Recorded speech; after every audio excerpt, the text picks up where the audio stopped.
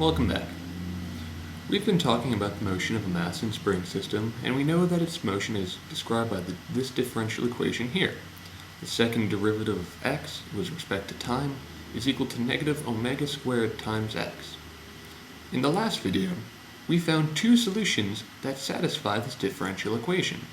X of t is equal to cosine omega t and x of t is equal to sine omega t, where omega is the angular frequency of oscillation is equal to the square root of k divided by m, where k is the stiffness of the spring and m is the mass of the block.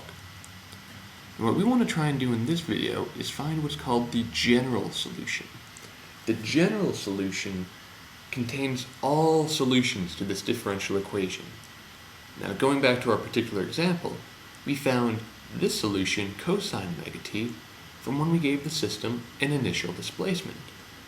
We found this solution, sine omega t, from when we gave the system an initial velocity. The general solution to this system has the potential to describe the motion for any particular initial setup that we give it. Now, in order to actually find the general solution, we're going to have to exploit one property of this differential equation called linearity. We won't actually define linearity in this video, we'll talk about it in a couple of videos, but for now I just want to show you something interesting. Okay, so we know that x of t is equal to cosine omega t satisfies this differential equation, but what would happen if we changed it up a bit? What would happen if we multiply it, or as some mathematicians like to say, scale the solution by a constant? Let's call it a. So now we have x of t is equal to a times cosine omega t. Now, we changed it up a bit, but will it still satisfy this differential equation? Let's find out. So let's take the derivative. We get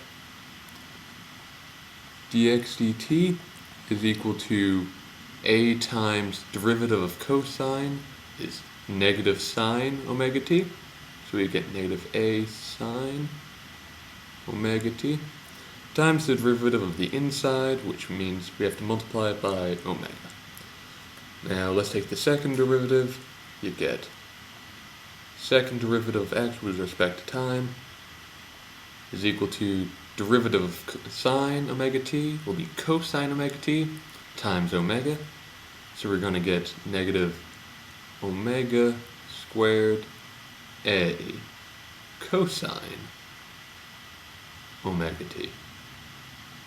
Now this differential equation says that this second derivative has to be equal to negative omega squared times x, and our x is a cosine omega t.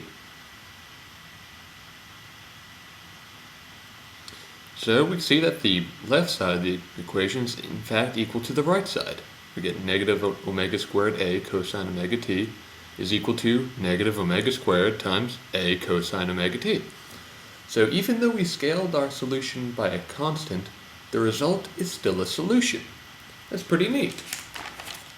Now let's take a look at a slightly different case. Let's say, well, we know that cosine omega t is a solution, and we know that sine omega t is a solution. But what would happen if we were to add them together? Let's say that x is equal to cosine omega t plus sine omega t. Let's see if this also satisfies the differential equation. So let's do the same procedure as before. First derivative is equal to, we're used to this by now, derivative of cosine is negative omega sine omega t plus derivative of the sine, we're going to get omega cosine omega t. Now let's take the second derivative. Set d squared x over dt squared, that's going to be equal to negative omega squared cosine omega t plus derivative of cosine is negative sine, so we're going to get negative omega squared sine omega t. And this has to be equal to negative omega squared times x, or negative omega squared times, well, in this case, x is cosine omega t plus sine omega t. Let's just see if I can fit that in here.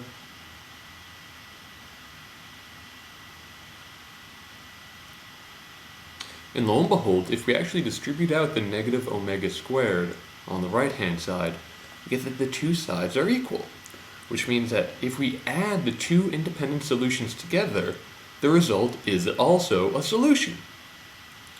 Now, what would happen if we just combine the two facts that we just learned? Let's add our two solutions, cosine omega t and sine omega t, together and scale them by constants. So let's say that x of t is equal to a times cosine omega t plus b times sine omega t. This is called a linear combination of solutions. We're essentially adding our solutions together and scaling them by constants. Now, as we just learned, this linear combination of solutions is itself a solution. You can test and see in this particular case, but you're going to find out that it works. Now, not only is it just a solution, it's in fact called the general solution. This right here can describe all possible initial setups for our mass and spring system and describes all possible solutions to our initial differential equation. Now, we found the general solution to this differential equation, and it involves two constants that we don't know, a and b. Now, I just want to point out that these are just constants. They could be positive, they could be negative, they could be equal to 1, they could be equal to 1,000,000, they could be equal to pi, they could even be equal to 0. But we don't actually know what the values of a and b are. The way we actually find out what they are from the initial conditions of the system. And when we find out the actual values of a and b, we get what's called the particular solution. So the general solution involves two constants that we don't know, and the particular solution involves the actual values of these constants from the initial conditions. Now, just to make sure that that's all clear, let's do an example just to make it all nice and concrete. So let's draw our spring system yet again.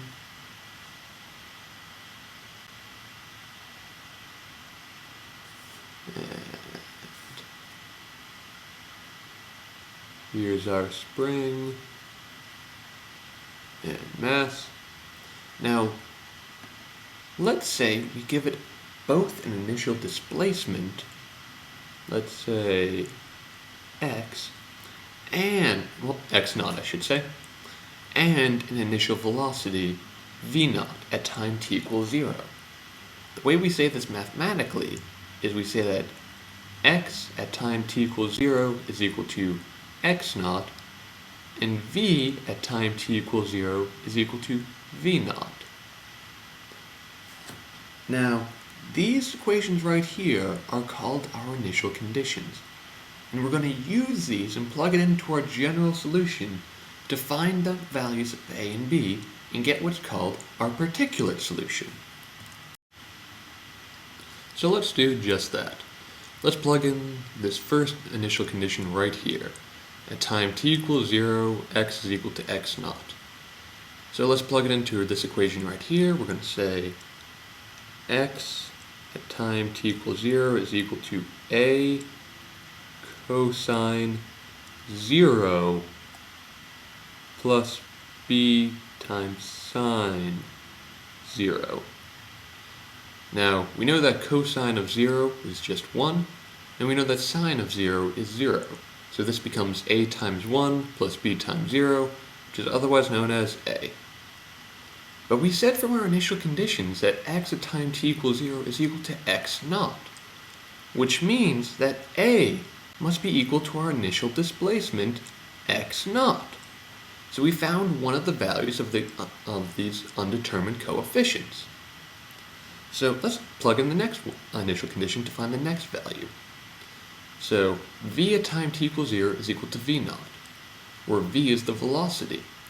Now, we have position in terms of x of t, and we know that velocity is equal to the first derivative, dx dt. So let's take the derivative and plug in t is equal to 0. So we get negative omega a sine omega t plus b omega cosine omega t. That's our first derivative. Now let's plug in time t. At time t is equal to 0. So we're going to get v of 0 is equal to negative omega a times sine of 0 plus b omega times cosine 0. Now, sine times 0 is just 0, so this whole thing becomes 0. Cosine of 0 is 1, so this becomes, well, this just remains b omega. But we said from our initial conditions that v at time t equals 0 is going to be equal to v naught. This means that our second undetermined coefficient b is equal to v naught divided by omega. So let's plug in what we learned and try and find the particular solution to our general solution of our original differential equation. So let's change it up. We know that x of t is going to be equal to a cosine omega t, but a is equal to our initial displacement x naught, plus b, which is v naught over omega, sine omega t. And this is our particular solution to our differential equation. Now, I want you to note that we had two constants in our general solution, and we needed two initial conditions in order to solve for both of them. Okay, so what did we actually, let's just review what we did in this video. We found our general solution to our original differential equation, which is just the linear combination of our independent solutions scaled by some undetermined coefficients a and b. We then used a general example where we had initial conditions, and we used those initial conditions to find the particular solutions by solving for a and b. Now, this may have seemed fairly abstract, and so I'm going to do a couple examples in the next video just to really get everything nice and down packed. So see you in the next video.